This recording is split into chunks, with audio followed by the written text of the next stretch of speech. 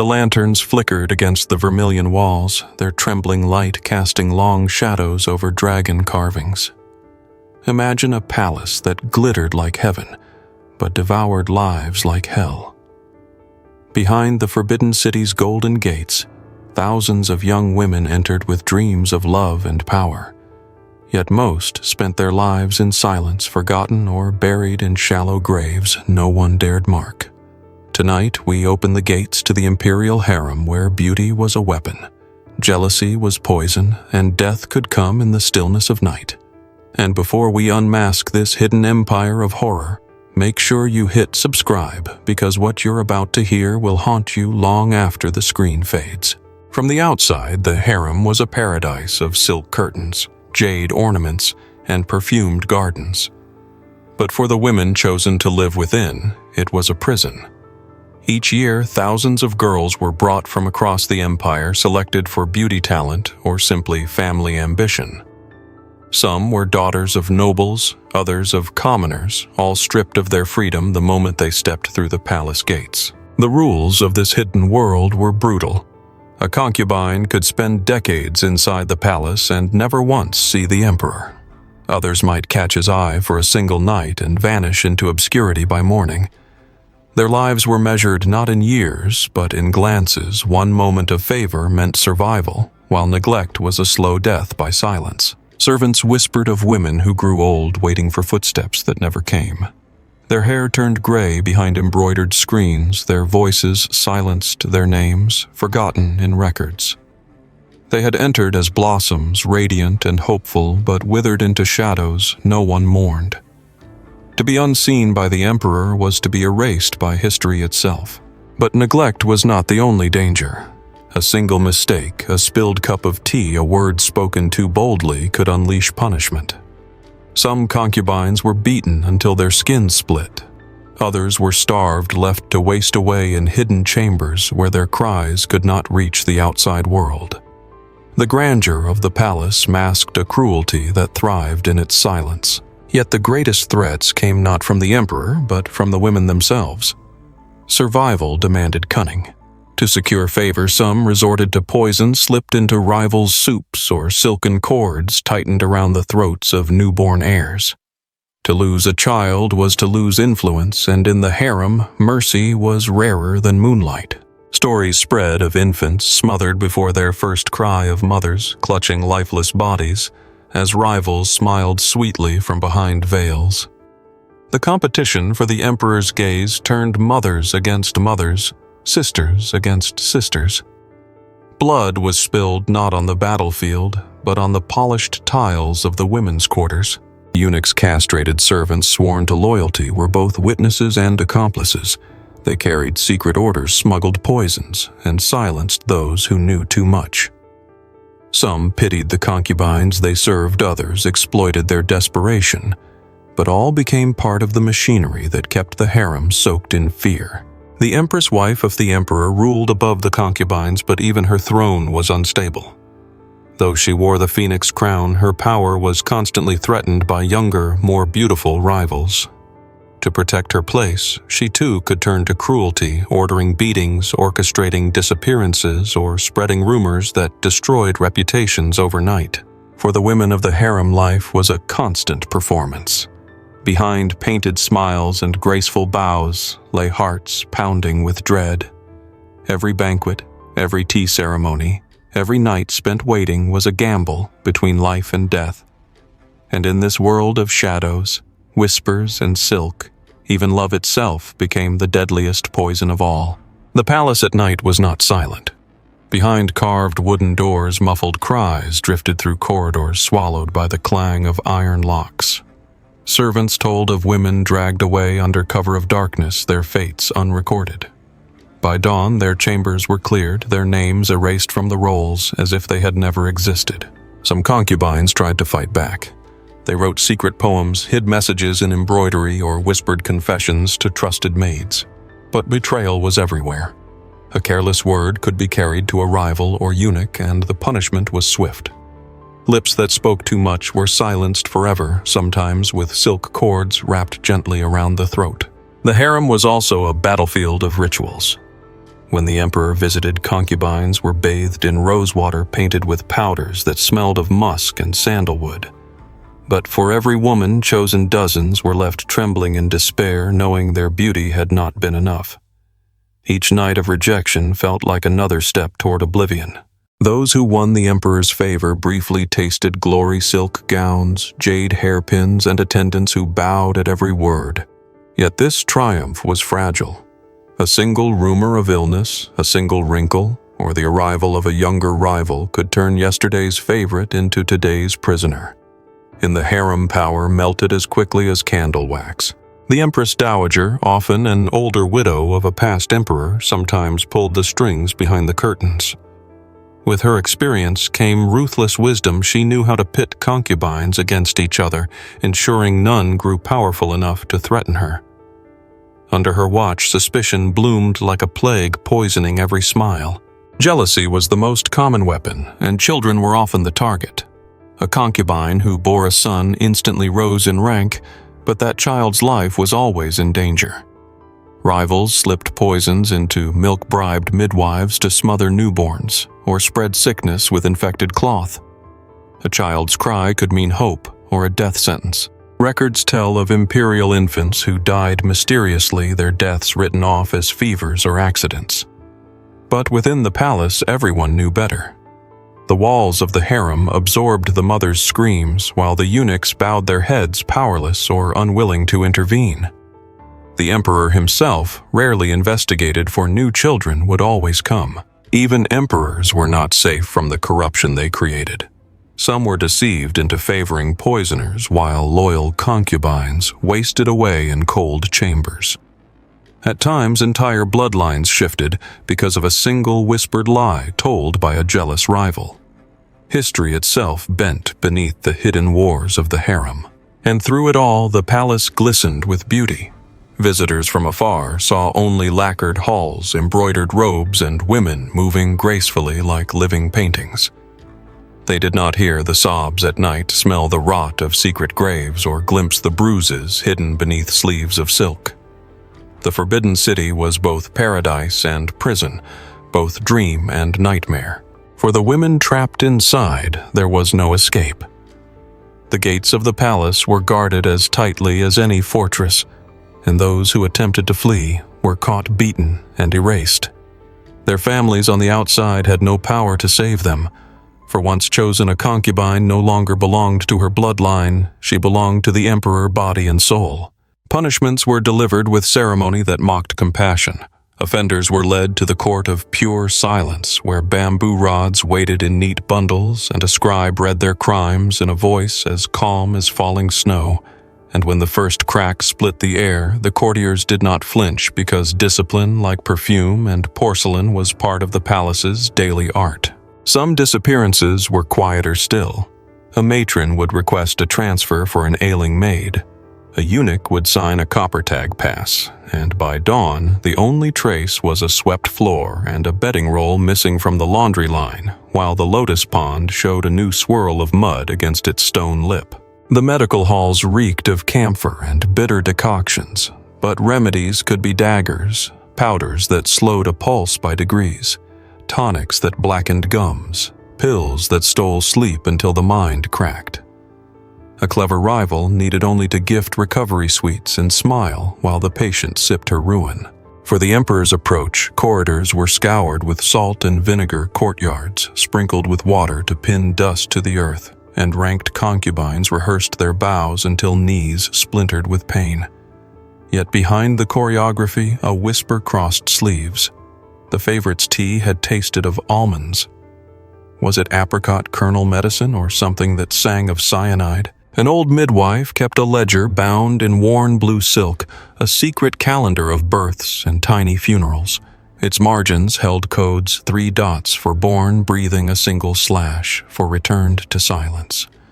And when she fell ill, a junior eunuch found the book sewn into her pillow and realized the palace kept its truest history, in symbols meant never to be read.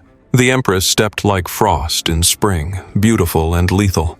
She fed stray cats by the kitchens and asked after a scullion's cough, then signed a slip that reassigned a concubine's bodyguards to the outer gate and within a week, that woman slipped on polished stone and split her skull under a lantern that burned too low to witness. At the hall of tranquil nourishment, dancers with wrists like willow twigs performed for the court as musicians plucked silk strings. One girl missed a step. Her anklet chimed wrong, and by morning she served tea in a cold storehouse with numb hands, learning that grace was not talent, but rations of favor. Night audits began after a rumor of men's boots inside the women's ward. Lanterns bobbed like fireflies through galleries as registry clerks counted breathing forms. Yet a senior eunuch paused at a panel of carved peonies and felt a draft. The wall shifted by a hair, just enough to promise a hidden corridor older than the dynasty. That corridor led to a locked room where cedar chests lined the walls and a single bronze mirror faced the door. Inside the chests were veils stained brown, a string of infant anklets without chime bells, and a porcelain jar labeled in careful brush. For quiet sleep, its powder pale as moonlight and sweeter than milk on the tongue. When the discovery reached the Empress Dowager, she ordered an inquiry that looked like justice and smelled like smoke. 2 midwives confessed under the lash. 3 eunuchs vanished between the prison and the gate, and the mirror room was bricked shut before sunrise. But the corridor kept breathing behind the wall, as if the palace itself refused to forget.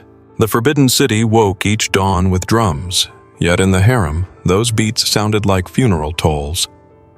Concubines rose in silence, their hair combed by trembling maids, their faces painted into masks of serenity. Behind each painted brow lurked fear. Who would be called to the emperor's chamber, and who would vanish before nightfall? Meals were another theater of danger. Silver chopsticks dipped into dishes to test for poison, yet women still fell ill after dining. Some clutched their throats, gasping, while others faded slowly over weeks, their beauty eroded into pale shadows. The scent of jasmine tea no longer brought comfort but suspicion, every sip a gamble between life and death. Whispers told of the Chamber of Forgotten Women, a hidden hall where disgraced concubines were locked away, stripped of silk and jewels, left to rot in obscurity. Guards claimed they heard faint voices from behind the sealed doors pleading prayers that dissolved into sobs. No one dared to open them, for to witness such misery was to share their fate. The rivalry among concubines twisted even the bonds of family. Sisters brought into the palace together were set against one another. One might rise as a favorite while the other faded into neglect. To survive, betrayal became a necessity. Letters of loyalty were burned, promises shattered. Even blood ties were fragile in a place where affection could mean weakness. On festival days, when the emperor hosted banquets under lantern-lit skies, the harem shimmered with beauty. But behind the laughter and music, eyes darted with calculation. A smile might hide malice, a toast could conceal venom. Beneath silken sleeves, fingernails dug into palms, leaving crescent marks of repressed fury. The eunuchs, powerless yet powerful, exploited the desperation of the women. They accepted bribes for whispered information who the emperor might visit who had fallen out of favor. Some became kingmakers in their own right, able to decide who lived in luxury and who descended into ruin. Their knives were hidden not in steel, but in secrets. The emperor himself often remained distant, unaware, or indifferent to the suffering beneath his roof. To him, the harem was a symbol of power, a reflection of his divine status. Yet his absence bred chaos. Each night he did not appear, dozens of women sat, waiting, trembling, rehearsing smiles that would never be seen.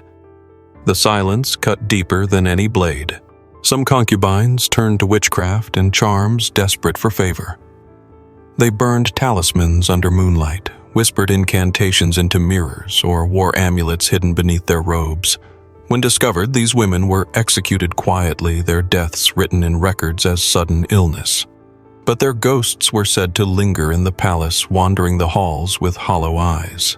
The gardens of the Forbidden City bloomed with peonies and plum blossoms, yet even nature became a stage for cruelty. Concubines were ordered to tend flowers as punishment, kneeling in the dirt for hours until their hands bled. Some were forced to bury the bodies of poisoned rivals beneath the roots, their beauty feeding blossoms that masked hidden graves. And through it all, the palace thrived in silence. No official record spoke of the suffering, no chronicle dared name the victims. History remembered emperors and dynasties, not the women whose lives were swallowed behind red walls. Yet their shadows remained carried in whispers and rumors in the uneasy chill that lingers in the Forbidden City even centuries later. By the midnights of summer, the palace air grew heavy with incense and sweat, and still the women waited, their painted faces cracking under the weight of hope. Each time the eunuchs approached with lanterns, dozens of hearts stopped in terror. Would the summons bring honor? Or was it the beginning of disappearance? Some concubines who fell from favor were not simply ignored. They were made examples. Dragged into courtyards at dawn, their hair was torn loose, their robes stripped away, and bamboo canes fell until the stones gleamed red. Witnesses were forced to kneel and watch, learning with every scream that beauty was worthless without power. Others vanished into the palace wells. Servants whispered of shadows cast on water, pale hands surfacing before sinking back into silence. On quiet nights, guards claimed to hear splashing when no one was near, as if the restless spirits of the drowned reached upward begging for release. The rivalry for heirs grew bloodier. A single boy's birth could elevate a concubine overnight, but it also painted a target on the child's back.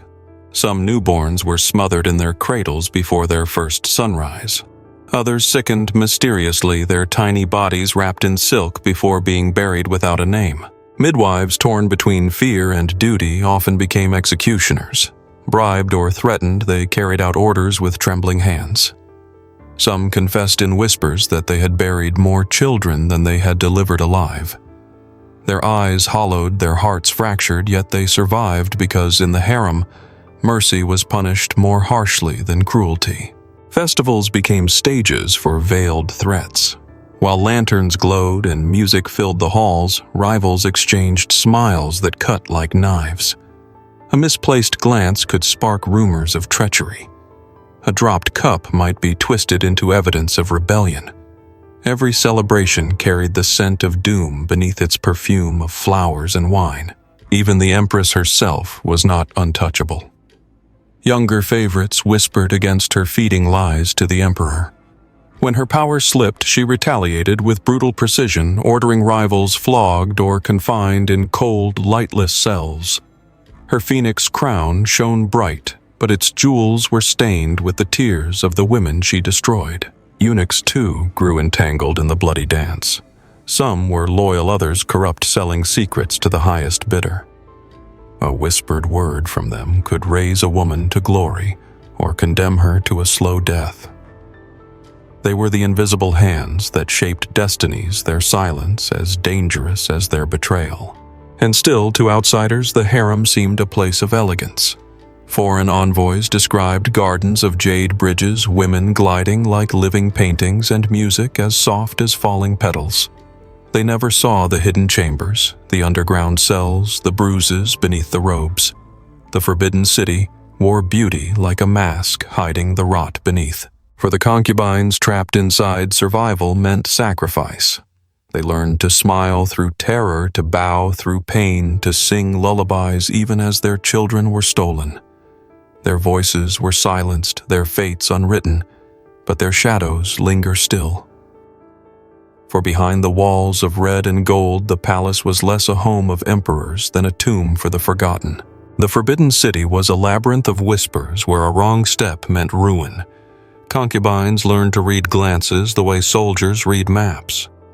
A lifted eyebrow could mean alliance, a folded fan could signal betrayal. Every gesture was a weapon, and every silence was a blade pressed to the throat. At night, when the palace grew quiet, the women lay awake, listening. The distant shuffle of eunuch feet, the sudden clatter of keys, the creak of doors opening, each sound was a verdict. Some prayed the steps would pass them by. Others prayed to be chosen, knowing even favor might kill them in the end. There were stories of the Red Lantern Nights. When a eunuch placed a red lantern before a chamber, the emperor would visit. But the same lantern could be a curse marking a concubine for punishment. Women knelt trembling by their doors, staring at the glow, unsure whether it meant love or the end of their name. The palace physicians were both healers and conspirators. They prescribed tonics laced with herbs that slowed blood, dulled the womb, or weakened the heart. A single diagnosis could erase a rival. Official records read illness, but the women knew better medicine could be poison disguised as care. By dawn, the courtyard sometimes carried faint stains hurriedly washed away. Servants whispered of concubines who fell ill in the night and whose bodies were carried out wrapped in silk. Their faces were never seen again, their families never told. The palace absorbed them like water into sand. The Empress Dowager, old and unyielding, ruled from behind silk screens. She was said to know every whisper, every betrayal. Some claimed she could sense deceit by watching a concubine pour tea. With a flick of her fan, she could condemn a woman to a dungeon cell or elevate her to the emperor's bed. Among the concubines, madness often bloomed. Some plucked out their hair strand by strand, others carved prayers into their skin with hidden needles. The pressure of silence, the weight of fear hollowed their minds until they laughed at shadows and screamed at mirrors. Their cries were muffled with cloth, for madness embarrassed the dynasty. The gardens became cemeteries without tombstones.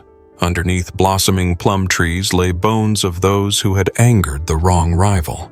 Servants swore that in spring, when the petals fell, the ground sometimes bled red, as though the earth itself remembered. But officials simply admired the flowers, praising their beauty. For the emperor, the harem was a symbol of divine abundance. Yet the women saw it differently, as a cage gilded with gold. They moved like dancers, spoke like poets, but lived like prisoners. The contradiction ate at their souls, turning dreams into ashes long before their bodies failed. And through the centuries, dynasties rose and fell, but the harem remained unchanged. New concubines arrived bright-eyed and trembling. Old ones vanished, their stories erased. The cycle turned endlessly, an empire built on beauty, fear, and silence. The Forbidden City was eternal, but for the women inside, eternity was a curse. By the twilight of the Ming dynasty, the palace air itself seemed heavy with ghosts. Eunuchs swore they heard faint weeping in corridors, long sealed the echoes of women whose names had been erased. Even new concubines, freshly adorned in silk, felt shivers crawl along their skin as if unseen hands brushed past them in the dark. Legends told of a hidden chamber beneath the Hall of Supreme Harmony, where disfavored women were walled alive. Though no records confirmed it, the fear was enough. Every concubine knew that disobedience could mean vanishing without a trace. Her body swallowed by the palace, her soul wandering eternally within its walls. Some tried to cling to faith, lighting incense and praying for mercy. But the gods seemed deaf to their pleas. Shrines built in secret corners were torn down when discovered their candles snuffed out by eunuchs who warned, "The emperor is your only heaven. Forget all others." Hope itself became a forbidden act. The palace poets, forbidden to write of such horrors, cloaked their words in metaphor. They described gardens where blossoms bloomed only to be cut at dawn, or birds caged in golden aviaries until their songs grew faint. Those who read between the lines understood the harem was a graveyard disguised as paradise. As the Qing dynasty rose, the cycle continued. New emperors brought new women, but the rules remained. Concubines still lived in fear of neglect rivals and the empress's wrath. Some lived into old age, their faces lined but their hearts empty, having spent decades waiting for footsteps that never came. For the common people outside the palace, tales of the harem became both fascination and terror. They spoke of concubines who murdered with a smile, of babies buried beneath flowers, of eunuchs who whispered death sentences with a bow. The Forbidden City became not just the center of power, but a legend steeped in blood. When the dynasties finally fell, the palace stood empty. Tourists wandered its halls, marveling at the carvings and paintings, unaware of the countless lives crushed beneath those gilded roofs. Guides spoke of emperors and wars, but the concubines remained whispers in the shadows, their suffering hidden beneath layers of silence. Even today, some visitors claim to hear strange sounds in the Forbidden City at night. The rustle of silk when no one walks, the faint cry of a child, the soft laughter of women long dead. Whether ghost or memory, the echoes remind us that beauty and terror once lived side by side within those red walls. The story of the imperial concubines is not simply history, it is a mirror. It reflects how power can turn love into rivalry, and how silence can bury suffering deeper than any grave. The harem was not just a prison of bodies, but a prison of voices teaching us how easily cruelty thrives when hidden behind gold. And so we close the gates of the Forbidden City, leaving behind its shadows. But remember this, behind every empire's grandeur lies a cost paid in human lives.